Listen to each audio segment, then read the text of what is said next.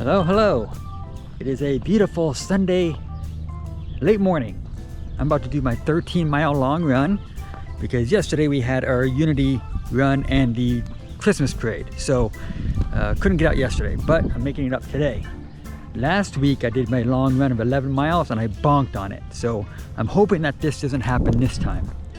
But in this video, we're gonna talk about something very special that happened.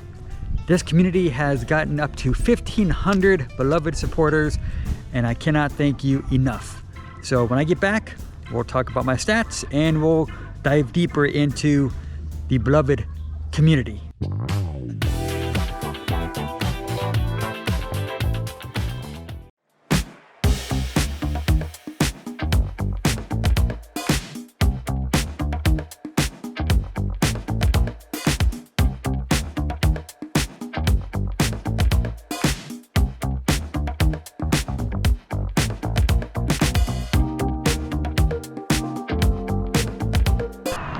Hello.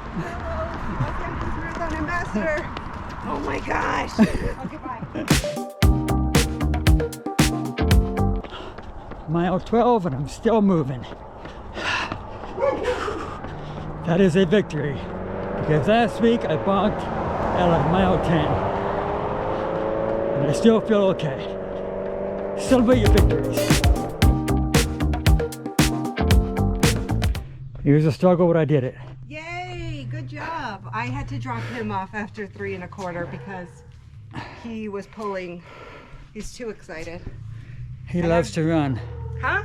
He loves to run. He does love to run, but I'm not gonna break my ass or break my knees for that. No.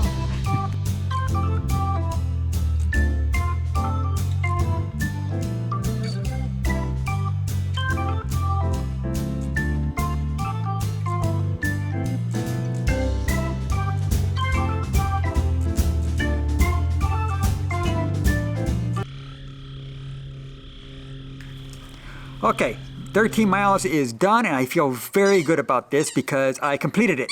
Unlike my run last weekend, I did 11 miles and bonked at like mile 10. So this is a win no matter what the numbers are.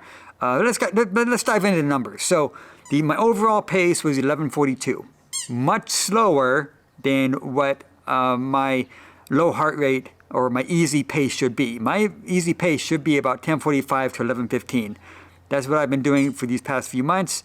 But due to my lack of consistency, not getting in my speed to work like I should be, and yeah, lack of consistency. I think that's what's contributing to my my slow pace. But let's go into some of the laps though. So there were a few times when I did hit my times. Like mile 9, I hit it. Mile 8, and about mile 3, I came pretty close to it. So. Yeah, so out of the 13 miles, only 3 of the miles I were actually within my range, and that was barely. So got to work on that. Got to add more got to add more volume or more speed work during the weeks, and that's the only way I'm going to get faster. So next, my average heart rate was at a 138, which is actually pretty good. That's within my easy heart rate zone, so that's good. But yeah, so. Overall pace of 1:42.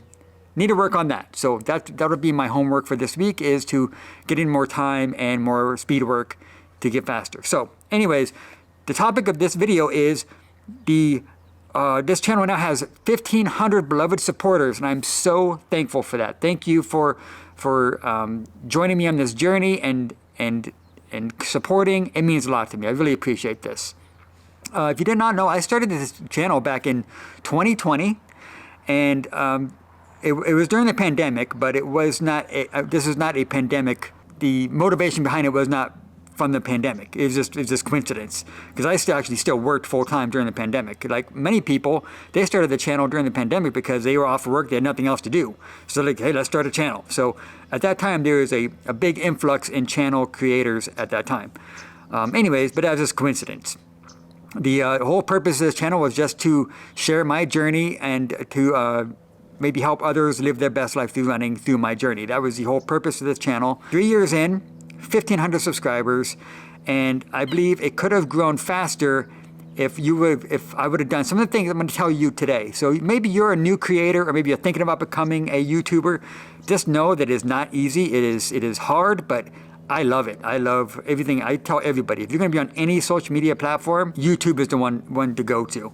It's got the longest shelf life. It's got the best community. I've gained so many great friends from YouTube. And what's nice about this is you could put out a video 3 years ago and you're still going to get views years later. I think my top video still to this channel is my Mount Whitney journey. To this day, it's my biggest video, and it came out like 2 or 3 years ago. Yeah, 3 years ago, 2020 when I made that video. So it's still getting a lot of views. So other social media platforms like Instagram, Facebook, TikTok, I mean, yeah, you'll get some views for a while, but eventually you're not going to get it like YouTube does. It's got an evergreen thing to it. So highly recommend YouTube. But here are a few things I'm going to tell you to do that I wish I have done more of. You know, do as I say, not as I do. So the first thing is consistency. You want to be as consistent as possible. There for a while, I was putting out a video every single Monday. I was filming during the weekend, editing either early mornings or late nights on Sundays, and getting them out every Monday. And that was my routine for a while. And I saw my numbers slowly go up gradually, more consistently at that point. But then life took over, started my own business, other priorities took over, so I had to kind of put that to the side and just put out a video when I could. And I think that's, for the past year or so, that's been the reason for the slow growth that I've been experiencing. So the first thing is to be consistent. If you can get out, maybe get a video once a week, a couple times a week, but try to have them on the same days. Try to have same days every week. You can do it like once a month, but from the experience I've seen with the clients I have, or with my own experience, putting out a video once a month is going to be tough. It's going to be a long, slow growth for you. So if you could get out a video a week, or maybe a few times a week, or every day. I mean, if you see the people like Kofuzi and Seth James Damore, I mean, they've got thousands of videos and they've got huge community. And it's because it's all about volume. The more you put out, the more consistent you are, and you're going to grow faster. So that's my second tip, is volume. The more you do it, the more you put out, the faster you're going to grow. Like I said, I only put out like maybe a video a week for a while. And then over these past year, if I can get a video out once a month, I was happy with that. But oh, look at that guy. He does not even care that I'm filming right now. Doesn't care. Let's get a drink. Karma. All right, so there you go. Volume. Try to get out as many as you can, but within your life. You know, you don't want to stress yourself out over it. Don't lose your mind over this stuff. I mean, there's more things important than this. I mean, but if you really want to grow, you're going to have to put out more videos. That's all there is to it. And that's another thing, is the more you do, the faster you're going to learn. Don't get like discouraged and go, oh my gosh, I'm not editing as good as this person or that person. Trust me, we all start from nothing. We all learn as we go. Yeah, some people have editors, and that's great, but I don't have an editor. I'm doing it all myself, and I'm sure you're watching this. You're probably doing it yourself also. But just be easy on yourself. You know, learn as you go. Go to YouTube University. Whatever platform you're using, whatever software, there's thousands of videos on that software that could teach you how to do it. And just learn to try to be 1% better each time. Every time you put out a video, just try to be a little bit better. Look at your last one, see, okay, what could I have done better in that one that I want to put in this next video? Just 1% better each video. That's what I've been trying to do.